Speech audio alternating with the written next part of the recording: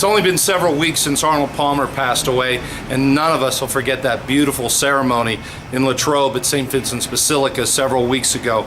Jack Nicklaus, Tom Watson, and Vince Gill's beautiful voice filled up the Basilica that day. On this beautiful October day, a few of us have gathered here at Atria's in the South Hills of Pittsburgh to say, well, thank you to Doc Giffen, Arnold Palmer's right-hand man. So we're going to go inside today, have a few cocktails, and tell a few Arnold Palmer stories. Well, this is called the Good Guys Luncheon. And taking a cue from shows of yours that I've seen before, Billy Hillgrove said the reason I call my group the Good Guys is because Old Farts was already taken. These guys are all over 60, 65, and my wife said to me, why are you doing this? Why do you want to have a monthly luncheon? And I said, because I can. And to get here, it's an invitation only. You got to be a good guy. I'm the only one that doesn't have to pass the vet test to make sure that you're a good guy. And I think we do some good things. We usually have a sports-related speaker and somebody that might be in finance, medicine, golfing, and basketball. We've had football, we've had baseball, we've had boxing. And I hope to get back my best guest of all, and that was Mary Louise Kahn, the wife of Billy Kahn, the light heavyweight champion of the world, who almost became the heavyweight champion of the world if he had just not been Irish and stayed away from Joe Louis in the 13th, 14th, and 15th runs. He was ahead on all three scorecards. But I just want to be with people who are positive, who want to get things done. I'm able, because of my connections through the years as a sports writer, I'm able to bring in good guests. We've had Steve Blass, we've had Edmund Nelson, we've had Craig Wolfley, your lookalike. We've had, we're going to have Tunch Ilkin here. And Eddie Johnston and Andy Russell come every program now. Johnston, of course, was the man who drafted Mario Lemieux and made hockey possible in Pittsburgh again. And Andy Russell, of course, is the great linebacker for the Steelers. Well, today is a special day because we are going to have an Arnold Palmer salute. I was lucky enough in my lifetime, I never covered golf on a full-time basis, but I was out there on the edge of the green in 1962, the great U.S. Open playoff between Jack Nicklaus of Columbus, Ohio, and Arnold Palmer of Latrobe. And I've had many meetings with Arnold Palmer since then, and I always considered them to be special because I always kept in mind who it was that I was talking to. One of the greatest golfers in the world, and golfing is an international sport. So Arnold Palmer was probably the best known athlete to come out of Western Pennsylvania. And he set the model, opened it up for people like Tiger Woods and so forth and the golfers of today. But Arnold Palmer was a good guy, easy to be with, available to the media at all times, a classy guy, paid attention to the fans, was critical of some of today's golfers because of their attire and the fact that they often ignored the gallery. So we have Doc Giffen, who has probably been his loyal right-hand man and administrative assistant probably 40 years. All right, do you know what that is? I bet you don't know. I bet this guy, Coach Eddie Johnston, can tell me what this is. Coach, what is it? Tank, that's our news for Stanley Cup. We just finished getting our rings last week, and it's last year's cup. So this is one of the great thrills for me and for our city and for our hockey club. I can't even thrill for you. I'm wearing it. Your ring, Coach's ring, all right. And I'm wearing it. My knees are shaking. No, that's terrific. Coach, I'm going to give this back to you while we talk a little bit. All right. That is beautiful. Let me ask you something. The Cup in 2009, what a remarkable turnaround the team had. Coach Baalsma comes in, turns everything around. I thought 2009 was one of the greatest turnarounds in sports history. No question. Last year, could you have found one, outside of you, one Penguins fan that would have thought that team would have won the Cup? If you would have told me at Christmas time that we were going to make the playoffs, I'd have thought you've been drinking too much. But when Jimmy Rutherford made the coaching change and he brought in Mike Sullivan, he just changed the whole idea. You know, and just a terrific job. Because if you look at Christmas time, Crosby was 89th in the scoring. He finished the season third. So that just tells you the impact that Mike Sullivan and Jimmy Rutherford had on our club. In all the years you've spent around the game, what single word do you think you can attribute to last year's turnaround champion? If you could come one word.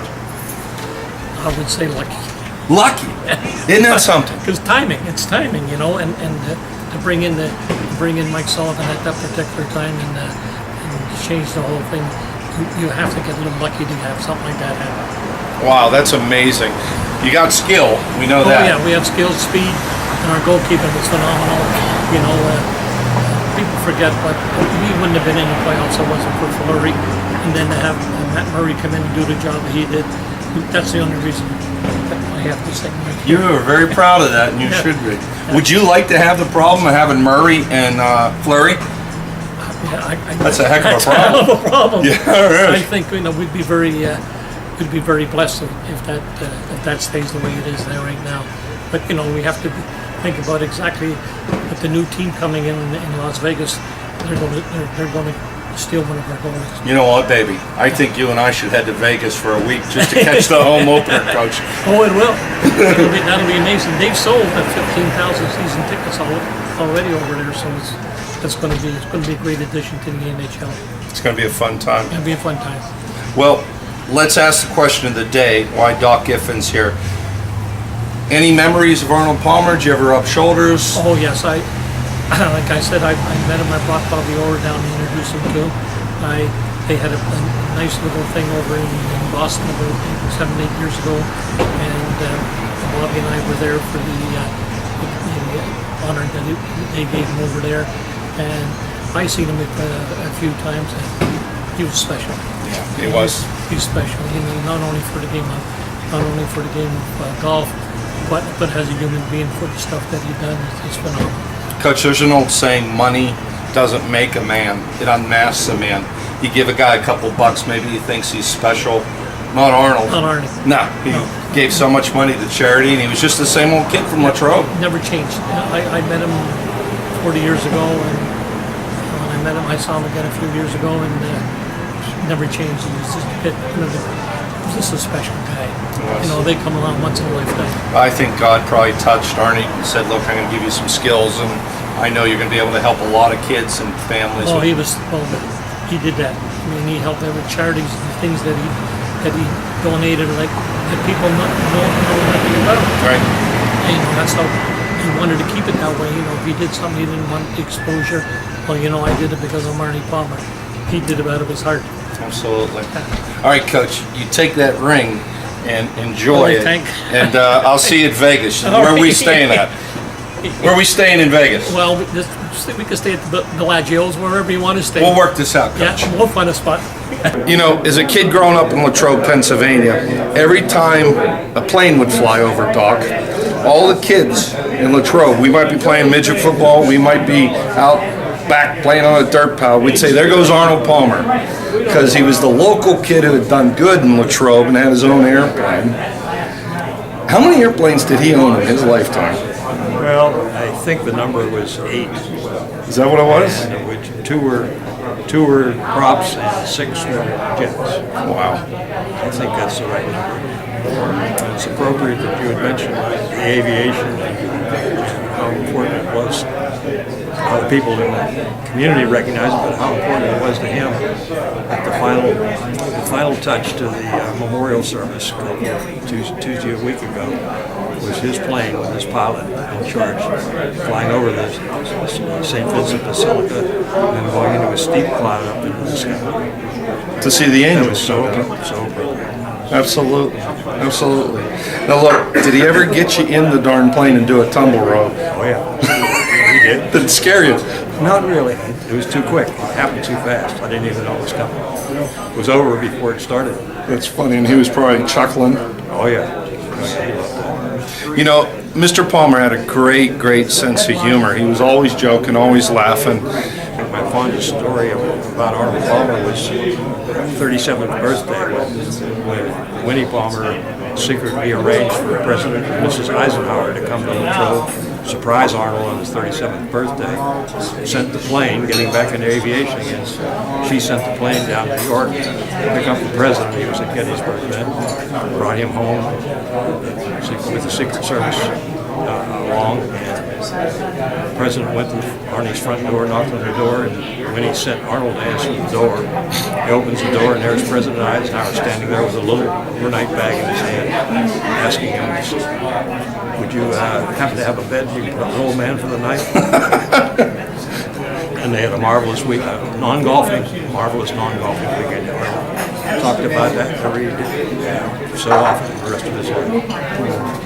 Well, I know anybody that ever ran into Arnold Palmer loves to tell their favorite Arnold Palmer stories as well. So probably a big thank you too for all your years of keeping old AP on schedule. He had to turn to you all the time and go, how are we doing for time? Where are we at with time? He was always good at that. He was a very prompt person. He didn't tolerate lateness. And here I was an hour and a half late once to interview Mr. Palmer. Doc and I were talking, just a quick, one of my favorite stories. I was late, not because I wanted to be, because there was a car problem, there was a cell phone problem. I was late by an hour and a half to interview Mr. Palmer in your offices back in Old Latrobe. Ran up the driveway, ran in, sat down and said to Mr. Palmer, hello, Mr. Trevino, how are you today? And he, of course, started laughing because he was that kind of guy, right, Doc? That's right. Yeah, exactly. All right, we're going to check in on the rest of the lunch and see what these guys are eating, whether it's salmon or chicken, but mostly we're here to remember Mr. Palmer. And a big shout out to one of our press colleagues, Doc, for many fine years of press service. Nice to talk to you, Eddie. Thank you.